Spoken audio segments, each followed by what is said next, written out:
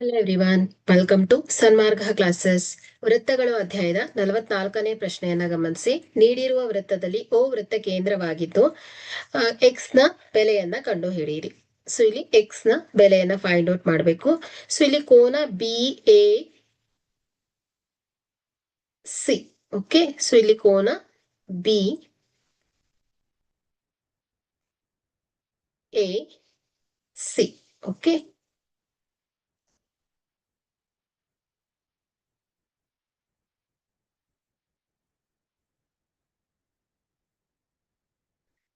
Half into y. Okay, so ಇಲ್ಲಿ ಕೋನ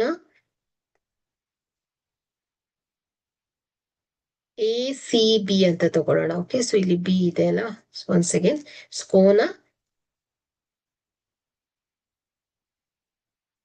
B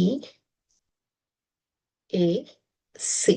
okay, so ಕೋನ B A C is equal to half into ಕೋನ y.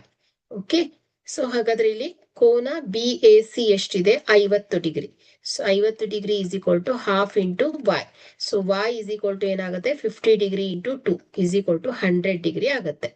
Okay, so ಇಲ್ಲಿ ಕೋನ X plus ಕೋನ y ಈಸ್ ಈಕ್ವಲ್ ಟು ಏನಾಗುತ್ತೆ ಹೇಳಿ? ವೃತ್ತದ ಮಧ್ಯದಲ್ಲಿನ ಇರುವಂತಹ ಕೋನ ಎಷ್ಟಿರುತ್ತೆ? 360 ಡಿಗ್ರಿ ಆಗಿರುತ್ತೆ.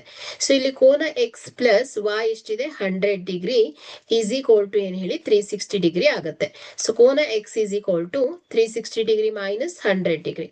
ಸೊ ಕೋನ ಎಕ್ಸ್ ಈಸ್ ಈಕ್ವಲ್ ಟು ಏನಾಗುತ್ತೆ? 260 ಡಿಗ್ರಿ ಬರುತ್ತೆ. ಓಕೆ, ಹಾಗಾದ್ರೆ ಇಲ್ಲಿ ಕೋನ y 100 ಡಿಗ್ರಿ, ಕೋನ ಎಕ್ಸ್ ಏನಾಗುತ್ತೆ ಹೇಳಿ? 260 ಡಿಗ್ರಿ ಆಗುತ್ತೆ. ಓಕೆ, ಸೊ ಇಲ್ಲಿ ಕೋನ ಎಕ್ಸ್ ನ ಬೆಲೆ ಕೇಳಿರೋದ್ರಿಂದ 260 ಡಿಗ್ರಿ ಆಗುತ್ತೆ. Okay, thank you.